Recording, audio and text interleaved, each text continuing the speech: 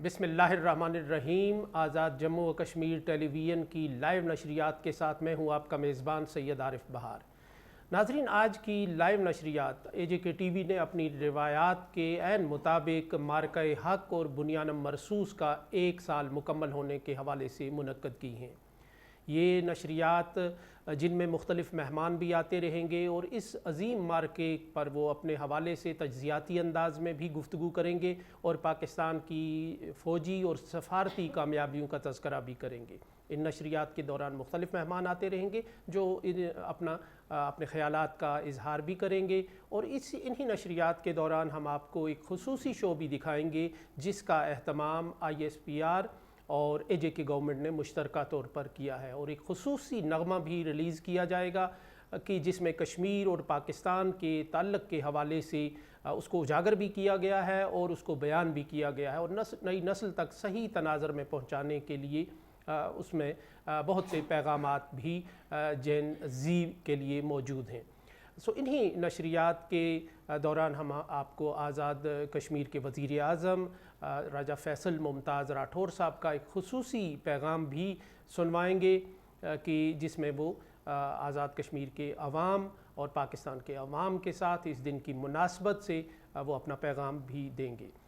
نشریات کے باقاعدہ آغاز پر ہم آپ کو آزاد جموں و کشمیر کے وزیر اعظم راجہ فیصل ممتاز راٹھور صاحب کا پیغام سنواتے ہیں۔ آپ پیغام سنیں اور ہمارے ساتھ رہیے، جس کے بعد نشریات کا باقاعدہ آغاز ہوگا۔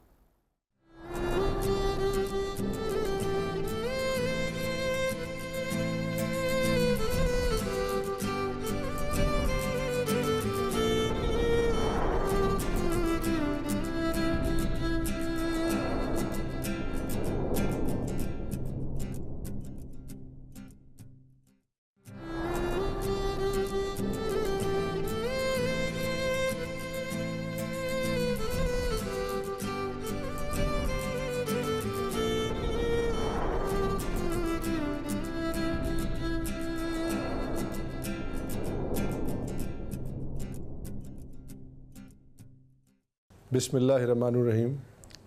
10 مئی مارکہ حق کے عزم، حوصلے اور قومی وقار کی یاد تازہ کرنے کا دن ہے۔ یہ دن ہمیں یاد دلاتا ہے کہ جب قوم اپنے نظریات اور وطن کے دفاع کے لیے متحد ہو جائے تو کوئی طاقت اس کے حوصلوں کو شکست نہیں دے سکتی۔ اس موقع پر ہم پاک فوج، فضائیہ اور پاک بحریہ کے بہادر افسران اور جوانوں کو خراج تحسین پیش کرتے ہیں، جنہوں نے جرأت، پیشورانہ مہارت اور بے مثال قربانیوں کے ذریعے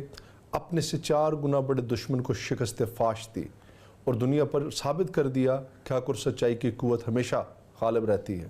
ہماری مسلح افواج کی یہ شاندار تاریخ قوم کے لیے فخر اور حوصلے کا باعث ہے۔ ہم اپنے ان عظیم شہداء کو بھی سلام پیش کرتے ہیں جنہوں نے وطن عزیز کے دفاع اور حق کی سربلندی کے لیے اپنی جانوں کا نذرانہ پیش کیا۔ ان کی قربانیاں ہمیشہ قومی تاریخ کا روشن باب رہیں گی اور آنے والی نسلوں کے لیے مشترہ رہیں گی۔ میں آزاد جموں و کشمیر کے غیور عوام سے اپیل کرتا ہوں کہ وہ اس دن کے موقع پر قومی اتحاد، یکجہتی اور عزم نو کے ساتھ اپنے شہداء کو اور غازیوں کو قربانیوں کو یاد رکھیں اور وطن کے دفاع اور ترقی کے لیے ہمیشہ متحد رہیں۔ اللہ تعالیٰ ہمارے وطن کو امن، استحکام اور ترقی عطا فرمائے۔ پاکستان زندہ باد، آزاد جموں و کشمیر پائندہ باد۔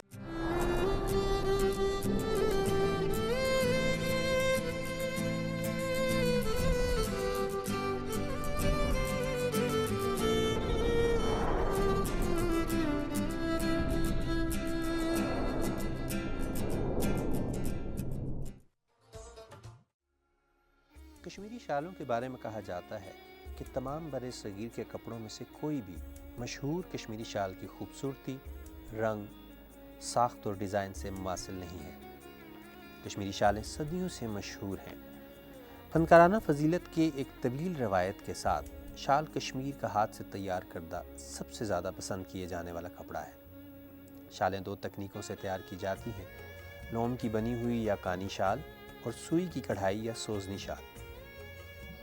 کشمیری شالوں کی مختلف خصوصیات اور قیمتیں ہیں۔ سب سے خوبصورت اور قیمتی کشمیری شال پشمینہ ہے، جو اپنی نرمی اور گرم جوشی کے لیے مشہور ہے۔ پشمینہ کو اس کی خوبصورتی اور آرام دہ ہونے کی وجہ سے عالمی شہرت حاصل ہے اور یہ پوری دنیا میں کشمیری اون کے نام سے جانی جاتی ہے۔ یہ ایک خاص بھیڑ سے آتی ہے جو کہ لداخ میں 12,000 فٹ سے 14,000 فٹ کی بلندی پر رہتی ہے۔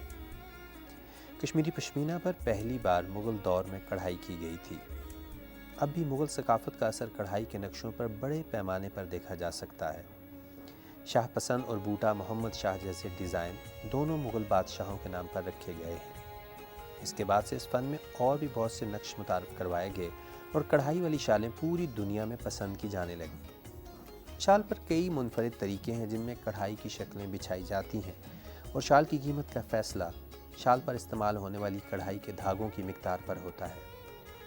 کانی پشمینہ شال زیادہ تر کشمیری دلہن کی شادی کے لباس میں یا کسی غیر معمولی خصوصی تقریب میں دیکھی جاتی ہے۔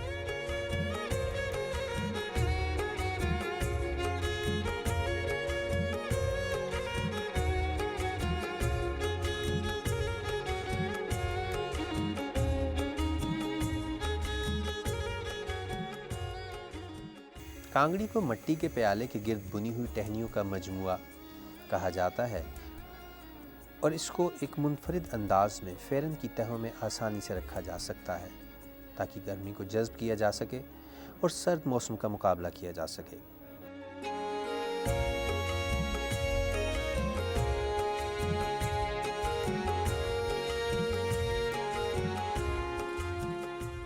کشمیری قالین اون اور ریشم میں بنائے جاتے ہیں۔ ان میں سے زیادہ تر سوتی تانوں پر بنتے ہیں جبکہ کچھ ریشمی قالینوں میں ریشمی تانے بھی ہوتے ہیں۔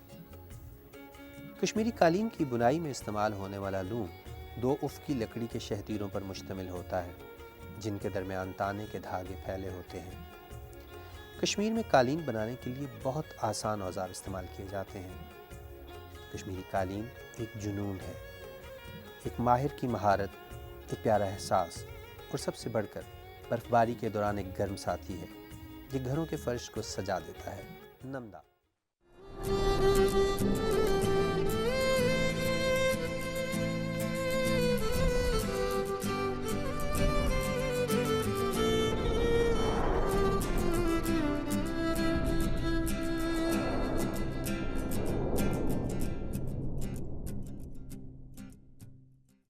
تاریخ اس بات کی گواہ ہے کہ جب بھی پاکستان پر ہندوستان نے مکاری سے حملہ کیا اور اس کو نیست و نابود کرنے کی کوشش کی، پاکستان نے اس کی جوابی کارروائی میں ہمیشہ ہندوستان کو پوری دنیا میں ذلیل و خوار کیا اور خود ایک عالمی قوت بن کر ابھرا۔ اسی طرح گزشتہ سال 6 اور 7 مئی کی شب کو جب ہندوستانی افواج نے رات کی تاریکی میں بزدلی کا اظہار کرتے ہوئے پاکستان پر حملہ کیا تو پاکستانی افواج نے اس کا مکمل طور پر جوابی کارروائی کی اور ان کے بہت سے ٹارگٹس کو نشانہ بنا کر انہیں نیست و نابود کیا۔ ہم اس بات پر پاکستان کی افواج کو خراج تحسین پیش کرتے ہیں اور اس بات کا عہد کرتے ہیں کہ ہم کشمیری عوام ہر سو ہر دم پاکستان کی عوام اور ان کی فوج کے ساتھ کھڑے ہیں۔ اگر ہندوستان اس زوم میں ہے کہ وہ کشمیر پر حملہ کر کے اس کو پاکستان سے جدا کرے گا تو وہ اس زوم کو اپنے ذہن سے نکال دے اور یہ بات یاد رکھے کہ کشمیر ہمیشہ پاکستان کا حصہ رہے گا اور ہماری عوام ہمیشہ پاکستان کی افواج کے ساتھ کھڑی رہے گی۔ پاکستان زندہ باد، آزاد کشمیر پائندہ باد۔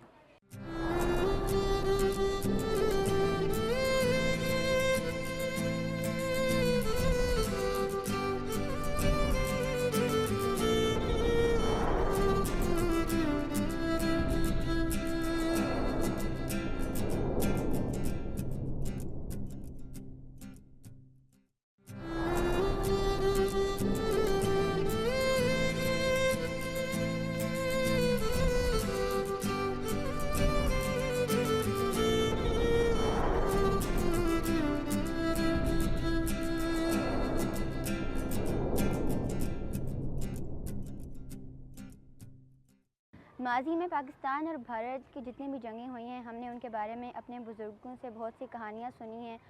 اور ہم نے اپنی تاریخی کتاب میں بھی بہت سی داستانیں پڑھی ہیں، لیکن گزشتہ سال پاکستان اور بھارت کے درمیان جو جنگ ہوئی تھی جس کو ہم مارکہ حق کہتے ہیں وہ ہم نے خود اپنی آنکھوں سے دیکھی تھی۔ ہم نے اپنی فوج کو جس بہادری، دلیری اور پیشہ ورانہ انداز میں مقابلہ کرتے ہوئے دیکھا وہ ہم سب کے لیے ایک فخر و اطمینان کا جو ہے وہ موقع تھا اور ہمیں اپنی فوج پر فخر ہے۔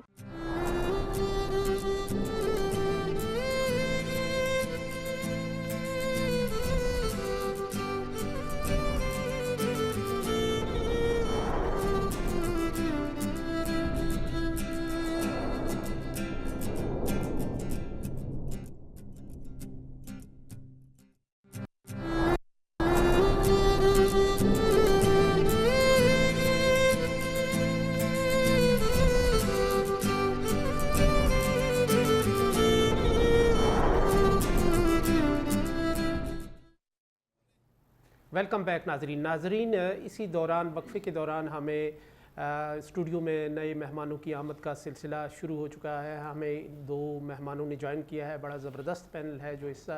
نہ صرف اس موضوع کے حوالے سے گفتگو کریں گے بلکہ وہ مجموعی طور پر جو جنوبی ایشیا کی ایک صورتحال ہے اور کشمیر کے حالات ہیں ان پر بھی بڑی گہری نظر رکھتے ہیں۔ ہمارے پہلے مہمان ہیں آزاد کشمیر کے سینئر اخبار نویس اور ریاستی ایک اخبار کی ایڈیٹر سردار ذوالفقار علی صاحب، ان کے ساتھ تشریف رکھتی ہیں آزاد کشمیر کے پہلے تھنک ٹینک میں ریسرچ اسکالر کے طور پر کام کرنے والی خاتون اور بڑی معروف ریسرچ اسکالر قرۃ العین شبیر۔ آپ دونوں کا بہت بہت شکریہ۔ ذوالفقار صاحب کیا کہیں گے آپ، یہ جو 1 سال ہے اس میں بہت سی چیزیں تبدیل ہوئیں، پاکستان کے بارے میں دنیا کے تصورات تبدیل ہوئے، جو ایک دفاعی ایک ڈاکٹرینز ہیں وہ تبدیل ہوئے اور بہت سی چیزیں اس میں ہم نے دیکھا کہ نئی سامنے آئی ہیں، تو اسے 1 سال پر کس انداز سے آپ روشنی ڈالیں گے؟ سب سے پہلے تو میں آپ کو، اپنے جو ناظرین ہیں ان کو، اور جو ایجیکے ٹیلی ویژن کی پی ٹی وی کی جو بھی ٹیم ہے اس کو، اور پاکستانی قوم کو، اور بالخصوص افواج پاکستان کو جو ہے وہ مبارکباد دینا چاہوں گا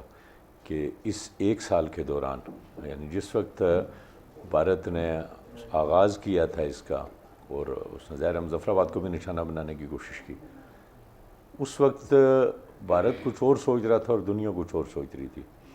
لیکن پاکستان کے جواب کے بعد صورتحال نہ صرف تبدیل ہوئی بلکہ اس 1 سال کے دوران جو جس کو کہتے ہیں نا آرمی چیف کو، اس وقت جب آرمی چیف تھے، ہم جب بھی ان کو سنا یا مظفرآباد بھی تشریف لائے تو ان کا ایک بات پہ ایمان انتہائی مضبوط تھا۔ وہ کہتے تھے کہ اللہ تعالیٰ نے وعدہ کیا ہوا ہے کہ میں اپنے جو لوگ ہیں، اپنی جو قوم ہے ان کی نصرت فرماؤں گا، کلیئرٹی تھی، اور ہم اللہ کا گروہ ہیں۔ بڑے دبنگ الفاظ میں کہتے تھے ہم اللہ کا گروہ ہیں۔ تو وہ وقت نے ثابت کیا کہ ان کا جو ایمان تھا، اللہ تعالیٰ نے، ہم جو دعوے دار تھے کہ ہم اللہ پاک کا گروہ ہیں، تو اللہ تعالیٰ نے بھی ہم پہ رحمت فرمائی، فضل کیا، اور اس کے بعد آج پاکستان جس پوزیشن میں کھڑا ہے 1 سال پہلے اس کا تصور بھی نہیں کیا جا سکتا۔ اس سال کے اندر میں کہتا ہوں پاکستان کے اوپر اللہ تعالیٰ کی مسلسل رحمتیں نازل ہوئی ہیں، اور پاکستان جس کو ہندوستان ایک بحرانوں میں لے کے آنا چاہتا تھا، پوری دنیا میں تنہا کرنا چاہتا تھا، وہ کہتا تھا کہ پاکستان کا نام و نشان دنیا سے مٹ جائے اور اس کو دہشت گرد ریاست کے طور پر انٹروڈیوس کروایا جائے، تو اللہ تعالیٰ کا کرم ایسا ہوا کہ پاکستان کے ساتھ تو پوری دنیا کھڑی ہو گئی، لیکن ہندوستان تنہا ہو گیا۔ آج ہندوستان کا میڈیا، ہندوستان کی اسمبلی کے اندر، اور آپ اگر دیکھیں تو وہاں وہ جو حکمران ہیں ان کو ہر چیز کا جواب دینا پڑ رہا ہے، لیکن پاکستان کی اللہ نے مدد کی، پاکستان تنہا ہونے کی بجائے آگے بڑھتا گیا۔ اور سب سے امپارٹنٹ بات کہ بھارت کا ایک بہت بڑا دعویٰ تھا کہ وہ افغانستان میں، ایران میں اور کچھ اور اسلامی ممالک جو ہیں جو پاکستان کے پڑوسی ہیں ان کے اندر اس کی انویسٹمنٹ ہے اور وہ لوگ شاید اس کے ساتھ ہیں، لیکن وقت نے ثابت کیا کہ وہ لوگ بھی اس کے ساتھ نہیں ہیں۔ وہ اپنے ایجنٹ تو کسی جگہ پیدا کر سکتے ہیں لیکن بحیثیت قوم یہ لوگ اس کے ساتھ شامل خود نہیں۔ بھارت کو بھی جن کے ساتھ کھڑا ہونا چاہیے تھا وہ بھی ان کے ساتھ کھڑا نظر نہیں آیا، وہ مشکل میں تنہا چھوڑ دیا۔ جی، وہ ان کے ساتھ کھڑا نہیں ہو سکا، اور اس بات کے اوپر ان کو ہر جگہ کے اوپر جواب دینا پڑ رہا ہے۔ اور شروع میں ابھی بھی آپ دیکھیں کہ یہ جو دیکھیں نا امریکی صدر، وہ دنیا کے کئی ممالک کے ایسے لوگ ہیں جن کے وہ صدور کے یا جو پرائم منسٹر ہیں ان کے شاید وہ نام ہی نہ جانتے ہوں، اور اسی طرح بہت سارے جو فوجی سربراہان ہوتے ہیں ان کے شاید وہ نام ہی نہ جانتے ہوں، لیکن یو ایس پریزیڈنٹ جب کہے کہ مائی فیوریٹ فیلڈ مارشل، اور وہ بہت عظیم انسان ہیں، اور مائی فیوریٹ پرائم منسٹر، اور پاکستان کا نام لے، اس بات کی بڑی اہمیت ہے بین الاقوامی تعلقات میں۔ بالکل ظاہر ہے امریکہ پاکستان بہت اوپر گیا ایک دم سے، اور پھر روس نے بھی ظاہر ہے ساتھ چھوڑ دیا ہے انڈیا کے ساتھ، اس طرح سے رشیا بھی کھڑا نہیں ہے، چائنا تو پہلے سے اس کے ساتھ نہیں تھا. ایران کے ساتھ دوستی کا ایک زوم تھا ان کو, وہ بہت کھوکھلا ثابت ہوا ان کا دعویٰ. اگر آپ نے انڈین میڈیا دیکھا ہو تو وہ تو سیدھے سیدھے اسرائیل کے ساتھ کھڑے تھے نا. قرۃ العین کیا کہیں گی؟ میں یہی سوال آپ سے پوچھوں گا کہ اس ایک سال پہ جو پاکستان کی اچیومنٹس ہیں, جو کامیابیاں ہیں سفارتی محاذ پہ, فوجی محاذ پہ اور بہت سے حوالوں سے, ان کو آپ کس نظر سے دیکھتی ہیں؟ سب سے پہلے بہت شکریہ, آپ نے مجھے اتنے اہم موقع پہ انوائٹ کیا.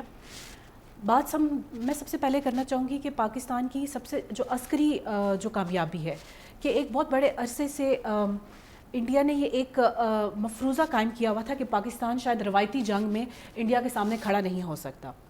لیکن ہم نے دیکھا کہ بنیان المرصوص آپریشن میں کہ کس طرح پاکستان نے اس مفروضے کو چیلنج کیا اور کس طرح پاکستان نے جو ہے یہ جو ایک متھ قائم ہوئی تھی کہ کنونشنل وارفیئر میں شاید پاکستان اے سیمیٹری ہے, یعنی کہ برابری نہیں ہے, اس مفروضے کو پاکستان نے تہس نہس کیا اور پاکستان نے ثابت کیا کہ چاہے کنونشنل وارفیئر ہو یا ایٹمی وارفیئر ہو, پاکستان کا دفاع ناقابل تسخیر ہے. اب بات کرتے ہیں پاکستان کی سفارتی کامیابی کے بارے میں. یہ جو آپریشن سندور ہندوستان نے لانچ کیا, میرے خیال سے یہ ان کی سب سے بڑی سفارتی غلطی کہہ لیں کہ اس غلطی کی وجہ سے پاکستان کو جو عزت یا جو پذیرائی پوری دنیا میں ملی وہ شاید پاکستان کی تاریخ میں آج تک نہیں ہم نے دیکھی. آپ دیکھیں کہ کس طرح سے بنیان المرصوص کے بعد جب سیز فائر کا اعلان ہوا, جب پریزیڈنٹ ٹرمپ نے سیز فائر کا اعلان کیا اور کس طرح سے انہوں نے کہا کہ میں نے انڈیا اور پاکستان کے درمیان ثالثی کروا کے یہ سیز فائر جو ہے میں اعلان کر رہا ہوں, تو انہوں نے پاکستان اور انڈیا کو دو ایکول جو ایک ریجنل پاورز کے طور پہ وہ پیش کیا, جبکہ ہندوستان کی ہمیشہ سے ایک کوشش رہی ہے کہ وہ پاکستان کو ہمیشہ سے ایک دہشت گرد ریاست کے طور پہ یا پھر ایک ناکام ریاست کے طور پہ دنیا میں پیش کرے, اور یہ ہمیشہ سے وہ یہ کہتا رہا ہے کہ پاکستان تو ہمارا ہے, مطلب ہم پاکستان کے برابر کے ہیں ہی نہیں, ہم بہت آگے ہیں. وہ ہمیشہ سے یہ نیریٹو کریٹ کرتے تھے. تو جب یہ سیز فائر کا اعلان کیا اور جس طرح سے پریزیڈنٹ ٹرمپ نے ثالثی کروائی, تو یہ اس بات کو ثابت کرتا ہے کہ یہ دو ریجنل ایکول پاورز ہیں جن کی اسٹیبلٹی, جن کے درمیان اسٹیبلٹی پورے خطے کی اسٹیبلٹی سمجھی جانی چاہیے. اب بات کرتے ہیں پاکستان کی سفارتی کامیابیوں کے بارے میں. اس کے بعد سے آپ نے دیکھا جب سے یہ آپریشن بنیان المرصوص کی کامیابی کے بعد پاکستان کو تاریخی سفارتی کامیابیاں حاصل ہوئیں, چاہے وہ سعودی اور پاکستان کا پیکٹ ہو, چاہے وہ دنیا میں جو ہے وہ پاکستان کے ساتھ دفاعی معاہدے ہوں یا پاکستان کے جو JF-17 تھنڈر طیارے ہیں, ایران امریکہ جنگ بندی کو بھی آپ اس میں شامل کر سکتے ہیں. وہ بھی اس کے بعد ابھی آپ نے دیکھا جو ایران کے معاملے میں جس طرح سے پاکستان نے کردار ادا کیا وہ تاریخی ہے, اور پوری دنیا نے مانا کہ پاکستان ایک ایسی قوت ہے جو کہ ایک خطے کی اسٹیبلٹی کے لیے جس کے ساتھ تعلقات بہت ضروری ہیں, اور انڈیا کی جو آئسولیشن کی پالیسی تھی پاکستان کی طرف وہ ناکام ہو چکی ہے, الٹی پڑ گئی, بلکہ وہ خود آئسولیٹ ہوتا ہوا نظر آ رہا ہے. ناظرین, یہاں ہم ایک مختصر بریک لیں گے. بریک کے دوران آپ خصوصی طور پر تیار کیا گیا ایک نغمہ دیکھیں گے. بریک کے بعد پھر ہم آپ کے پاس حاضر ہوں گے اور مہمانوں کے ساتھ گفتگو کا سلسلہ وہیں سے شروع کریں گے جہاں سے یہ سلسلہ منقطع ہوا تھا.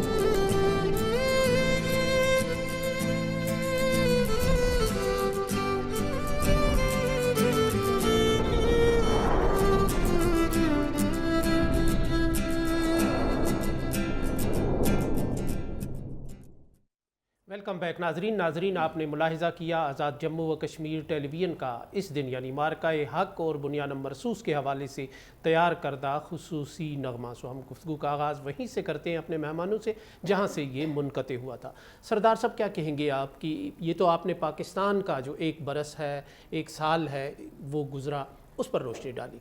अब दूसरी तरफ हमें एक साल भारत का भी नज़र आता है, हज़ीमतों का एक साल, पसपाइयों का एक साल, सफारती पसपाइयों का, अस्करी पसपाइयों का, और एक बदनामियों का एक तूफ़ान सा हमें उधर उमड़ता हुआ नज़र आ रहा है। बैन अवी सतह पर भी ख़ुद अपनी अपोजिशन की तरफ से भी यानी राहुल गांधी की तरफ से, असदुद्दीन अवैसी साहब जो उनकी दाखिली अपोजिशन है उनकी तरफ से भी, इस एक साल पर आप किस नज़र से रोशनी डालें? देखिए सर, जो सूरत हाल मतलब पाकिस्तान जितने ऊपर जाएगा हिंदुस्तान इतना नीचे जाएगा। और ये भी बड़ी इत्तेफाक की बात है कि अलमिया है, मैं समझता हूँ ये बड़ी इत्तेफाक की बात है कि हिंदुस्तान हमेशा गलती करता है और उसको जवाब मई में मिलता है। आप अगर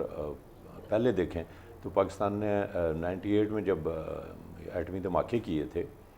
तो वो भी तो पहले हिंदुस्तान ने की थी ना। उनका ख्याल था कि हम कर लेंगे और एकदम से एटमी कुव्वत के तौर पर हम उभर आएंगे और पाकिस्तान को अंडर प्रेशर कर लेंगे, और फिर बिलाखिर पाकिस्तान ने 28 मई को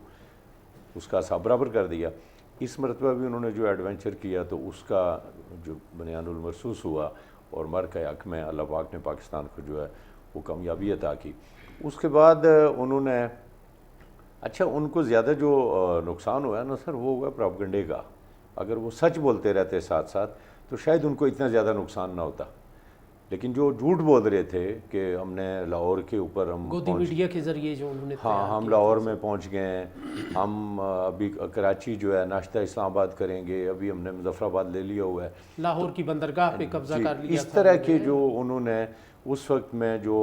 अपनी कौम का मोराल बुलंद करने के लिए वो प्रोपेगेंडा तो करते रहे। और मेरा ख्याल है कि इंडियन मीडिया के ख्याल भी यही था कि हम चूँकि उनसे बहुत बड़े हैं इसलिए हम कुछ ना कुछ कर लेंगे। उनको इतना अंदाज़ा नहीं था कि उनकी जो असल हालत है वो क्या होने वाली है। और फिर आपने देखा होगा कि उनका जो फ़ख्र थे वो थे राफेल, और जब वो लेके आए थे तो यूँ लगता था कि जैसे पूरी दुनिया में कोई बहुत बड़ा इनकलाब आ गया और पता नहीं कौन सी क़यामत आ गई है। कभी नारियल तोड़ रहे हैं और कम से कम 10 से 15 दिन उसको वो सेलिब्रेट करते रहे थे। फिर अल्लाह की शान देखें कि वो राफेल भी उनका गिरा। और ये बात पाकिस्तान ने नहीं कही, ये पूरी दुनिया ने मानी। जो उसके मुकाबले में जो पाकिस्तान का मीडिया था, बिलखसूस हमारा जो ISPR था, उन्होंने इंतहाई सिलेक्टेड गुफ्तगू की, नपीतुली बात की, और कोई ऐसी चीज़ नहीं की कि जिसको हिंदुस्तान का मीडिया ये साबित कर सके कि ये इन्होंने झूठ बोला या ये इन्होंने गलत बात की है। तो उन्होंने एक तरफ तो जो सरहदों के ऊपर जो अफवाह लड़ रही थी ना, तो दूसरी जानब वो मीडिया के ज़रिए पूरी दुनिया को जो है वो गुमराह कर रहे थे वो थे, और उनके साथ जो है इसराइली मीडिया था ये पूरी दुनिया को गुमराह कर रहा था। लेकिन जब उसके हक़ाइक़ सामने आए, लोगों को जब पता लगा कि उनकी डेड बॉडीज़ जब जाना शुरू हुई, जब उनको पता लगा कि हिंदुस्तान के अंदर क्या क्या तबाह हो गया, जब उन्होंने राफेल का मलबा और अमेरिकन प्रेसिडेंट ने जब ख़ुद से इस बात को तस्लीम किया, तो फिर हिंदुस्तान में उनको जवाब देना पड़ा। लेकिन इसमें एक चीज़ बड़ी इंपॉर्टेंट है कि हिंदुस्तान कोई अमेरिका, बरतानिया या कोई सिविलाइज उस तरह की कोई नेशन या कोई बहुत बड़ी जमहूरियत नहीं है कि जहाँ लोगों के पास इख्तियार हो के वो फौरी तौर पे कुछ कर सकें। छोटी ज़ात के हिंदू वो तो कुछ करने की पोजीशन में ही नहीं है, मुसलमानों के वो वैसे ही ख़िलाफ़ हैं, सिखों के वैसे ख़िलाफ़ हैं। तो 14% जो टोटल हिंदुस्तान की आबादी का जो डोमिनेट करने वाली जो हिंदू हैं वो ये सारा कुछ कर रहे हैं। अब मोदी को जब इधर से हज़ीमतें उठाना पड़ी, इधर से जब ज़िल्लत और रसवाई उठाने पड़ी उसके मीडिया को, तो उन्होंने क्या किया कि 2-4 सूबों में जो ये सारा जो टाइम उन्होंने लगाया ना, ये जो इलेक्शन स्ट्रेटजी है उसको चेंज करने में लगाया, अपनी जो वोट है ना उनको ऊपर नीचे करने में लगाया। जैसे कश्मीर में वो कोशिश कर रहे हैं ना हिंदू अक्सरियत बनाने की, इसी तरह उन्होंने बाकी सूबों में इसको इम्प्लीमेंट किया, इसको अप्लाई किया, और उसमें मुसलमानों के वोट काटे गए, ईसाइयों के वोट काटे गए, कुछ छोटी ज़ात के वोट काट के, तो 1-2 जो सूबे हैं उनमें अपनी जमात को कामयाबी दिलवाई, जिससे तासर दिया कि मोदी अभी तक वहाँ पे पॉपुलर है। लेकिन हकीकत यह है कि उनकी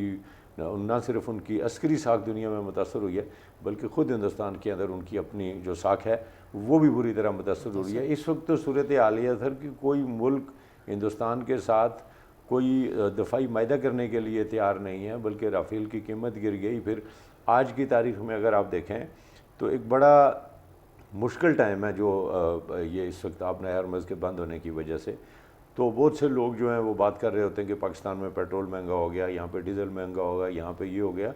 میں کہتا ہوں پاکستان میں پیٹرول بھی دستیاب ہے, ڈیزل بھی دستیاب ہے, گیس بھی دستیاب ہے, اور آزاد کشمیر میں تو ہمیں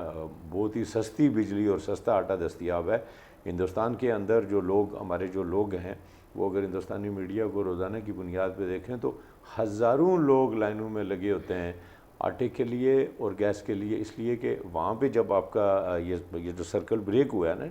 جیسے پوری دنیا میں ہوا ہے, تو ان کی فلور مل جو ہیں کوئی 7,000 کے قریب فلور مل کل میں دیکھ رہا تھا کہیں کہ وہ بند ہو چکی ہیں اور آٹے کی سپلائی ان کی رک گئی ہوئی ہے. تو چاہ جائے کہ پاکستان کو فتح کرنے والے اس وقت جو ہیں وہ 2 روٹیوں کی تلاش میں اپنی حکومت قسم کو پرسی کا شکار نظر آتے ہیں.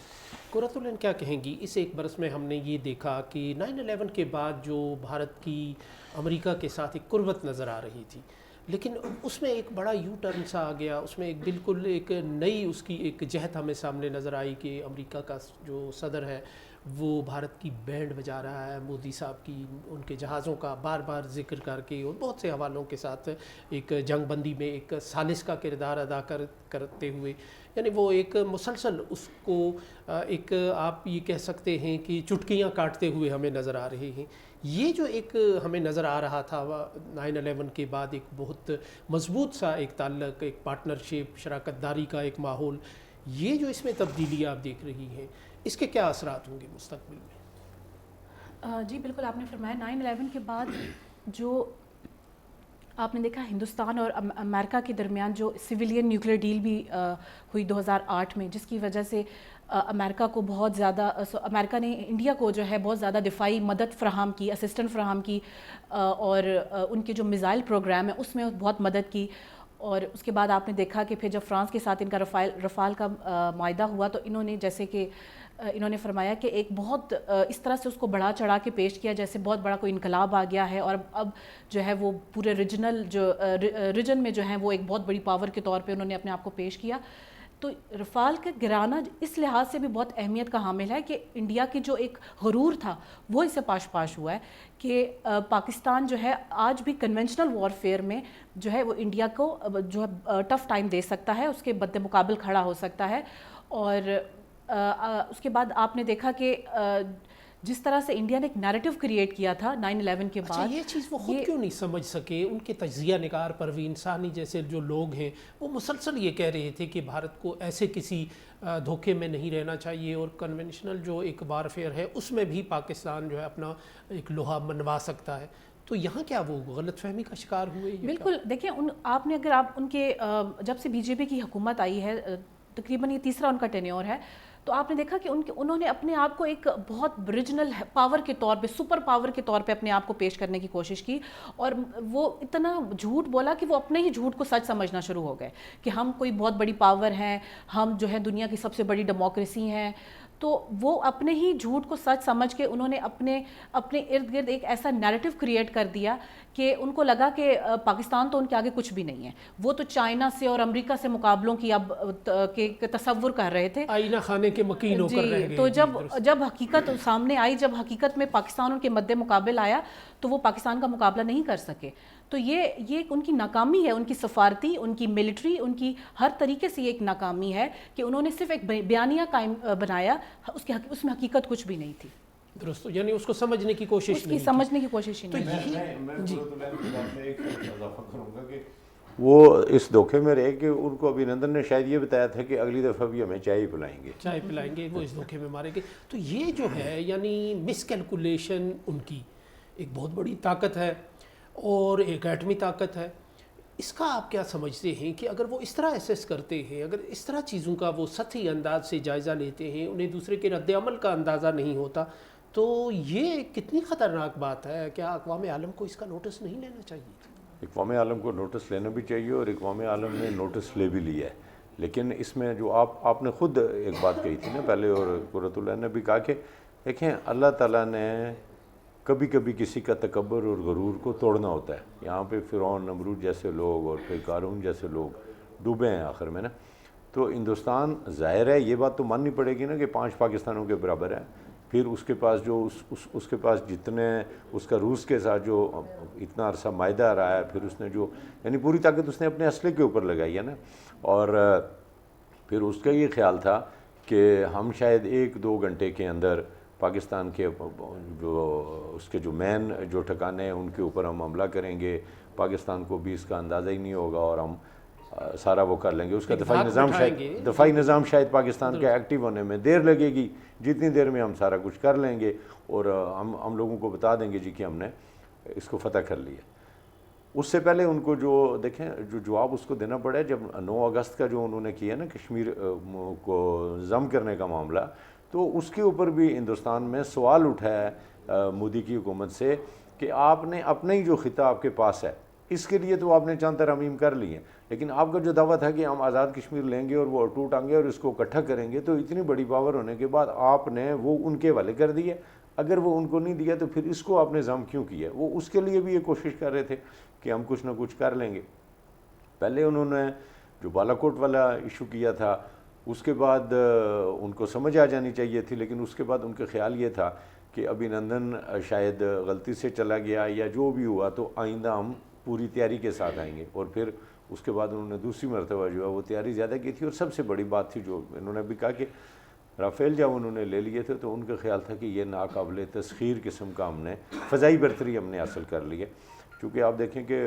اس سے پہلے 65 میں بھی فضائیہ پاکستان کی فضائیہ نے انہیں بری طرح مارا تھا. اور اگر آپ پاکستان کی انفینٹری کو دیکھ لیں یا آرٹلری کو دیکھ لیں، اس کے مقابلے میں تو وہ کبھی 1 انچ بھی آگے نہیں بڑھ سکے. بلکہ آپ یہ دیکھیں نا 90s کی کتنی بڑی وار ہوئی ہے،